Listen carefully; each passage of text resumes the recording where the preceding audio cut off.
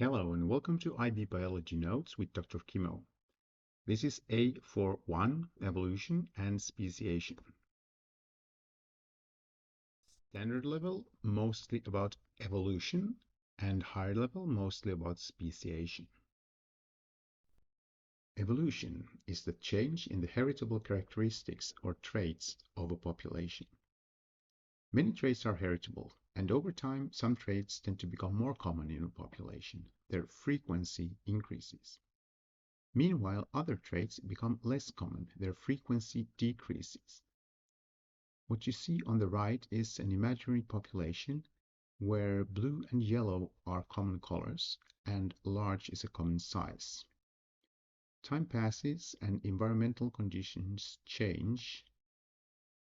What we get in our example is more red individuals and more small individuals. The frequency of red has increased, the frequency of small has increased. Also, mutations have introduced a new color and a new shape.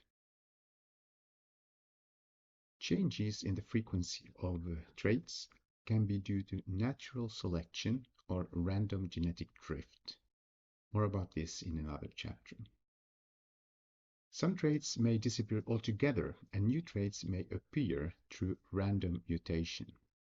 Now, natural selection, random genetic drift, and random mutation, they work together and they have no aim, meaning evolution has no aim. Charles Darwin published his work on the origin of species in 1859. He described how natural selection is the mechanism behind evolution. Alfred Russel Wallace independently developed the same basic idea, but Darwin became more famous over time. Before Darwin and Wallace, there was a famous naturalist called Jean-Baptiste Lamarck, who was an early proponent of biological evolution, but he suggested a different mechanism, namely inheritance of acquired traits. In a famous example, the original short-necked ancestor of giraffes is stretching its neck to be able to reach leaves higher up on trees. When this giraffe has calves, the calves are born with a longer neck. The calves keep stretching their neck, and when they have calves, those calves are born with an even longer neck because of all this stretching. And this goes on generation after generation, and the neck of the giraffe becomes progressively longer. However, this mechanism is not correct. Let's look at some pieces of evidence for evolution. First, comparative genomics and proteomics. Already the fact that all living things share the same genetic code suggests that all life is related and has evolved.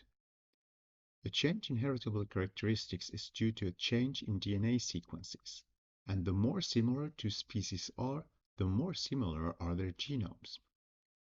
Modern genome-based cladograms or family trees correlate well with older morphology-based classification. And gene families are shared across species. A gene family is a set of several similar genes. Taken together, the similarities and differences are such that the only coherent explanation is the splitting of lineages, i.e., evolution. Another piece of evidence is selective breeding. Humans have selected animals and plants with desirable traits for thousands of years.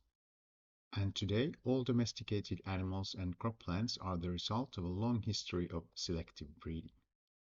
Examples include livestock with high milk and meat production, non-aggressive dogs with herding or hunting instincts, and fast-growing crops with large edible parts. On the right, you can see a wild mustard plant, which has given rise to cabbage, kale, cauliflower, broccoli, and Brussels sprout.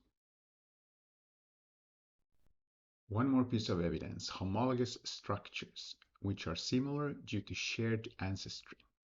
A good example is the pentadactyl limb of vertebrates. Comparing the limbs of vertebrates points to a common origin. Now, looking at these examples below, You can see that the limbs have changed over time as species have adapted to their respective environments. This development is called divergent evolution. And homologous structures are found throughout the animal and plant kingdoms, but they are not always easy to spot. Analogous structures, on the other hand, have evolved independently. For example, the eyes of vertebrates to the left and of cephalopods to the right have developed due to similar selection pressures, often in similar environments. You could be fooled to think that they share a common origin, but their anatomies reveal that they don't.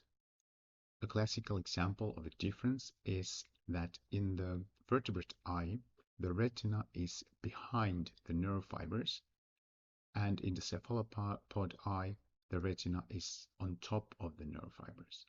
In vertebrates, to the left, this leads to a blind spot, which does not exist in cephalopods.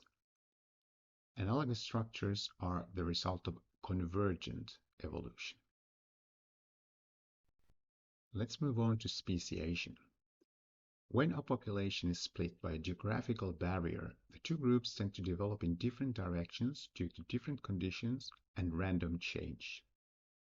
This illustration shows a population of non-flying insects which is split in two by a geographical barrier, namely a river.